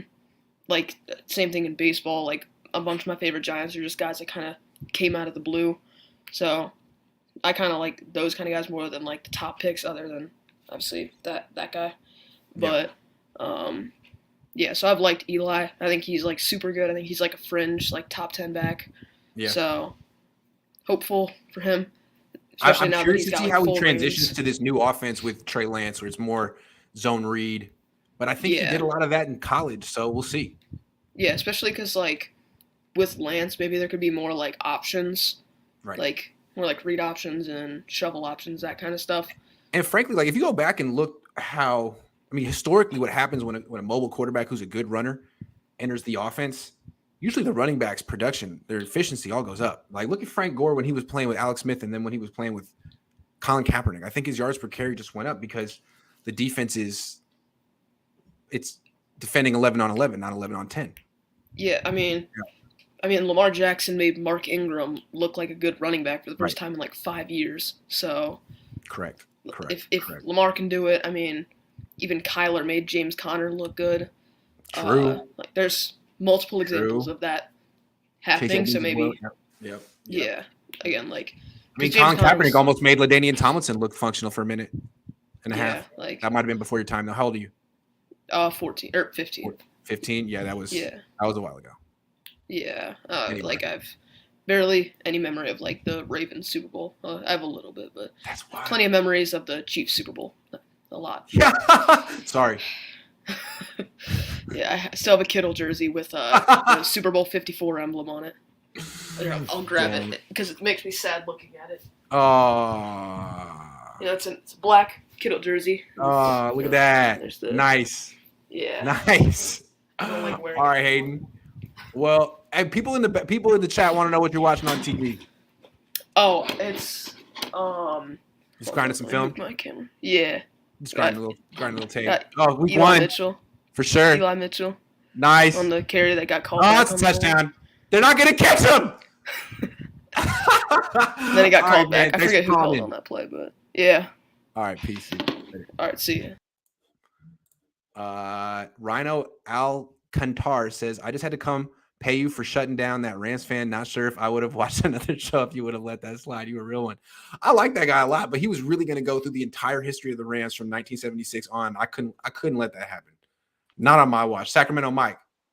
Yo, you can hear me, right? Yeah, I can hear you. What's up? All right, cool. Hey, what's up, man? I'm bringing up your segment from yesterday. My what? Huh? What? Huh? What? Huh? Yeah. Well, see you, Sacramento Mike. El Jefe, what's up? Grant, what's up, man? Chilling, man. How you doing? Good. Question for you. So, how good do you think our defense is? Do you think we're going to be the number one defense in the league, or? No, I don't think it's going to be the number one defense in the league, but I do think it's top 5. They have serious questions at 3 positions. Strong safety, nickelback, and nose tackle. So if Javon Kinlaw, Talanoa Hufanga, and Samuel Womack are all good starters, then this defense probably doesn't have any weaknesses. But that's 3 questions, though. It's 3 big questions. What if Javon Kinlaw doesn't play? Let's say they don't have any weaknesses. You still don't think they're number one?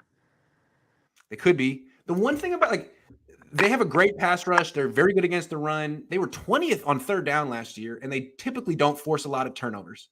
So Trevarius Ward should improve the 3rd down defense big time. Where the turnover is going to come from? Maybe Talanoa. Maybe Warner is going to start intercepting passes again. But yeah, I think they could. Maybe Trevarius Ward. Okay. What do you think? What do you think? I think it's like you said, there's a lot of question marks, because I think that the nickel is going to be big because, like you said, you got people like Cup out there. Hopkins, like when they line up in that, they're gonna eat us up. Like they're gonna, because Jimmy's good back there, and I like him as a safety, but I don't think he. It may get to be too much. Because I would say top 5, best top case. 5. Okay. Worst case scenario, I think top 10. Agree. They have a really good coach. D'Amico's really good. I think that they should be good.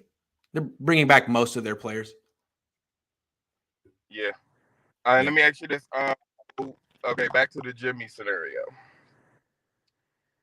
Do you think that there's any way that they release Jimmy? Now, I understand why they didn't put it out there that they want to release him. Because, again, if he's trade bait, you don't want to say, we're going to. Now you're just letting teams know.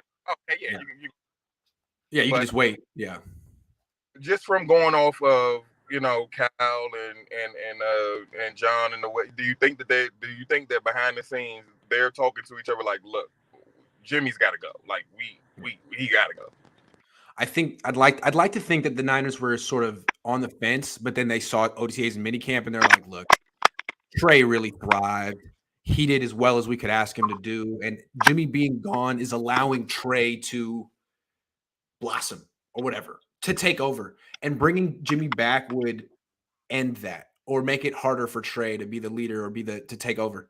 So maybe after seeing OTAs and minicamp, they've had a meeting and they're like, look, we'll take this down to the deadline. We'll try to trade him. But if we can't, we'll say something like, we want to be right. We want to do right by Jimmy. We'll say something and then we'll release him. That's the right thing to do. True. We want to do the right thing now. We tried to trade him. Special things. What do you think? What improvement? I think special team is going to be an improvement. Oh, the team overall. I like what they did in the secondary. I like what they did at corner. I like what they did at special teams. I'm really concerned about the offensive line. They're really trying to tell us about Jake Brendel. I'm like, okay, we'll see. I mean, there's not a lot of film to look at, so I'll take your word for it. But I don't know, a little scary. And like, so this season is highly dependent on Jake Brendel and Mike McGlinchey. Okay, we'll see. I'm open-minded, a little concerned, open-minded. Usually when they get the young quarterback in, I think he's frozen. I think he's just frozen. Usually when the young quarterback comes in, you want to beef up the offense line. That's what the Jets did for Zach Wilson. They signed Laken Tomlinson. He's just so impressed by the points I'm making. He's just sitting there smiling. He's in disbelief. It's just a never-ending smile. El Jefe, it's always good to see you, man. Take care. Peace. Aaron. Hey. Aaron. Cincinnati's finest. Skyline Chili. What's popping? Yeah, that's the definitive. Skyline Chili was so disappointing, man. I'm so sorry. I like it, but I don't blame you. Sorry. Sorry, you caught me off guard. So quick. Sorry. No, I was coming back because last week we talked about Turi and Hurst, and I saw those videos throughout the week and wanted to check and see if they're still doing any good in minicamp or OTAs. I actually wanted to tell you. I put Hurst in the good in one of them. Did you? Yeah, that was for you. That was specifically for you. I thought so when I watched it. So that's what I saw. He made one play in the backfield. They still like him. Teray, I like a lot. Teray looks like what I expected Drake Jackson to look like. Really lean, really explosive. Good player. I appreciate you putting Hurst specifically in there for me. That felt like a shout out. You. Yeah. Next time I'll actually shout you out by name. Yeah, you'll be like, this one specifically for this. And yeah. I was also just going to ask, like, in general, through minicamp, who's looked like the best interior defensive tackle so far with Kinlaw being hurt and whatnot?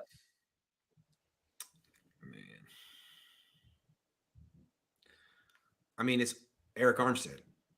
It's Eric Armstead. Now they haven't put pads on yet, so they haven't done one-on-ones yet, which I put a lot of weight in that. But it's Eric Armstead. It's for sure Eric Armstead. The reason I didn't think of him was because I always thought of him as an edge guy. End.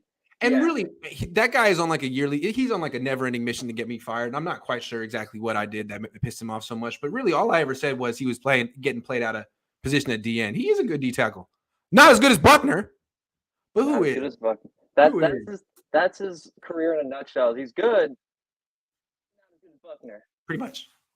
Oh man. Let's see. Final point I've got to ask. I meant to ask this last week because I noticed it the more I chimed in recently. I know I've been out of touch with the show a little bit throughout the season and whatnot, but ever since what I like to call the Kincident, this show seems to be less PG, which I don't mind, but I just got to ask, when did this take a more edgier turn? Because I'm like seeing you drop F-bombs and whatnot with your dad. I'm like, what the hell? I don't know, but I always blame Jimmy Ward. I was always afraid to curse on YouTube. Then he just started cursing and nothing bad happened. I looked into the rules and you're sort of allowed to curse sometimes. So I blame Jimmy. He told me to be an asshole. I always going to blame Jimmy. If a player gets in my face in the locker room and be like, dude, talk to Jimmy Ward, man. He specifically said to keep being an asshole. I'm just following directions. Sorry. Exactly. You know, I'm for it. Yeah. I'm for it. It just took a left turn. It's Jimmy's fault.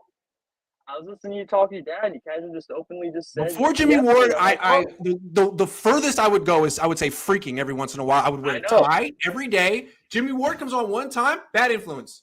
I almost got kicked off your Cohn phone show one time because I thought I almost was going to say it. Yeah. You talk about a negative impact in the locker room, Jimmy Ward. Big time. Jimmy Ward. You'd think it'd be the other Jimmy with his contract, but no, it's that kid who's all right, Aaron. Let me ask you, before you go, do you like the Skyline chili on the little hot dogs that they give you or the spaghetti? The Coney? Yeah, I like it on the Coney. I don't like my chili on my spaghetti, though. I just like cheese. What's a Coney? Spaghetti. The little hot dogs? Those are the little hot dogs that they put the chili on. That's their whole thing they're selling to you. I feel you. All right. Okay. All right. Try Gold Star next time. Maybe you'll like them more. Man, I'll try Gold Star next time. Next time I'm in Cincinnati. Yeah. All right, man. Have a good one. Later. Peace. Sacramento Mike. Let's try it again. Sacramento Mike. Yo, I know they got 5G service in Sacramento, Mike. No, we do. I'm kind of multitasking and my AirPods died. Oh, okay. Yeah. So you had a segment, I think it was yesterday, or the day before, where you asked who's going to be this year's Bengals, and I commented that the NFL was rigged, and you said that was a strong accusation. Okay. Right. Yes. I just want to throw out, why I think the Raiders are going to go this year. Other than Raiders, the Raiders. Okay, cool. Oh, yeah, tell me. All right, so the Raiders, number one, they actually have a wide receiver, and they have a wide receiver. They went last year. They had 10 wins, and they went with Hunter Renfrow. Okay, number two. They actually have kind of a good defense. They got Chandler Jones. They added a linebacker. They added a couple other people. So I think that their defense is a little better. And I totally forgot that they went to the playoffs last year and had 10 wins. That's true. Yes, they had 10 wins. They were just like us. And number three, I said that the NFL was rigged because Dwight Smith, he went on a radio show. He had a pick six. I think he was a safety or a cornerback. He had a pick six in the 2002 Super Bowl where the Buccaneers beat the Raiders. He said that the Raiders, because I think that's when they got rid of Gruden. Gruden went to the Bucs, and they didn't change nothing at all. And he said that it's all about money, and it's all about popularity. And if you think about that, look at George Kittle and Alfredo Gutierrez. Gutierrez, he was just a hyper-upper guy. There's still clips of him all over YouTube hyping up the crowd, but he never played. And George Kittle, he's good. But he's on the cards. He's not on the cards. He's on the tickets, and he's always in the media. It's about money. And at the end of the day, I'm not saying that it's rigged. Like, those teams actually have to be good, but they get help. And Vegas legalized 2 years ago. Vegas legalized sports betting, so an owner can bet on their own team to win. They legalized it, so I think that's kind of fishy. If an owner or a head coach can bet on a team to go, and if you look at it, 2 years ago, the Bucs, my cousin called it. My cousin, he calls everything. At the beginning of the year, he always calls who's going to win in football, basketball, and everything. And he called the Bucs because the Bucs are the home team. The Bucs are the home team 2 years ago, and last year was the Rams. Who's the home team this year? The Raiders. The Raiders. Your cousin knows everything. My cousin. Does he put money on it? I don't know if he bets. He's not really a bettor. Okay, so he just happens to know. All right, I feel you. But all right, and also that's a heavy burden to just know all that, but I feel you. And if you remember, from 2001 to 2007, the Patriots, they won 3 Super Bowls. They won 2001 against the Rams, 2003 against the Eagles, 2004. Your cousin called all of those. I heard your cousin call those. And in 2007, when they had the 16-0 season, do you remember the NFL did an investigation? They did an investigation all the way back then. Mike Tomlin came out, and there's multiple coaches. Mike Tomlin, when they lost, I think it was a playoff game in 2015 when they lost to the Patriots. He said that the whole first half, they couldn't get the play like in their mic. You know how you said Fred Warner took a step back maybe because what was his name? Salah was using the mic to talk to him. So Mike Tomlin after the game was pissed. He said that the whole first half during a playoff game that they couldn't get no calls because I know you're rolling your eyes. I know conspiracies and stuff, but I just want to go down the rabbit hole of. You are so far down the rabbit hole right now, man. I can't bring you back to real life. You're gone. No. Look. I'm not saying the NFL, like, they don't help a team go. Like, the team actually has to be good. Like, they actually have to be good. I'm not saying like I'm going to say this. If the Raiders win the Super Bowl this year, I will personally apologize to you, all right? Okay, but I'm just saying because your cousin called it. The team has to be good, but I'm just saying they get the calls when they get to the playoffs. Look, good prime example. Look at the 2013 NFC Championship versus the Seahawks. Kaepernick was messing up. He fumbled. He was fumbling, throwing interceptions. He threw that lob to the right side of Crabtree when there was 3 people there. Richard Sherman tipped it. Malcolm Smith intercepted it. There's mistakes that are going to happen. But if you look at the calls, the punter, the roughing the punter, there was all kinds of missed calls. The Bowman, remember when he ripped the ball out and they said it was unreviewable, then they had to make the whole reviewable thing. Who else? Oh, and look, I was watching also the 40. I was watching America's game, and Bill Parcells when the 49ers beat the Giants. I think it was the NFC Championship game. Bill Parcells. Sacramento Mike, I don't care. I'm so sorry. I really don't care. I appreciate you, man, but like the NBA's rigged, the NFL's rigged, the refs. I hate that conversation. There's no proof. You have 8 things of evidence. You're going to tell them all to me. One from 2013, one from 1997. I respect you, man. You did your homework. You're very passionate. I love you. But don't make me sit through this. I disagree. Okay, I know, but that's what I'm saying. This is America. But this is America. We could agree to disagree. You know what I'm saying? It's agree to disagree. This is the right. I can't, man. I'm hour 45 in, and I just lost it. But I respect you. If you would hit me with this an hour ago, I probably would have listened to the whole thing. But all right. I've lost it. Okay. I'm gonna end it. I'm gonna end it here after. I'm gonna end it here. All right. I just wanted to throw some points in. Just my personal opinion, and I'm not saying that the NFL helps. Like, I'm not saying that it's rigged from week 1. I'm saying that when they get to the playoffs, they get some of the calls. The Packers and the Bucks last year. All right, Sacramento Mike. All right, wait. I have a question. All right, I have a question. Who's winning today? Warriors, Celtics. Who's winning? And where you tell me, man? Who's your cousin picking? Don't throw flame on my cousin's name. He just happens to know. No, who are the refs going to make sure wins this game tonight? They're probably going to have Boston win this one. No? Hey, where's Botan? Where's Botan been? I haven't seen him in a while. He's in Eastern Europe somewhere doing his thing. I don't know. I haven't heard from him in a while. I'll hit him up. Okay. I got to go. Good call, right. Sacramento Mike. Keep holding it down for Sacramento. Have a good day. You too, man. Shout out Later. your dad. That's the best show. You and your dad, the Cohn Zone. Thanks, man. Peace. All right, man. Hey, much love. All right, man. Later. Rich, you're driving. I can't take a call when you're driving. Smack Jones, I got to go. This show, I'm tired. It's been an hour and 45 minutes. Sorry, Rich. I'm not allowed to take calls from people who are driving because you could get in a car accident and then it'll be my fault. But I'll be back. We'll do it again. If I see you, I'll take you on the show. Bye, everyone.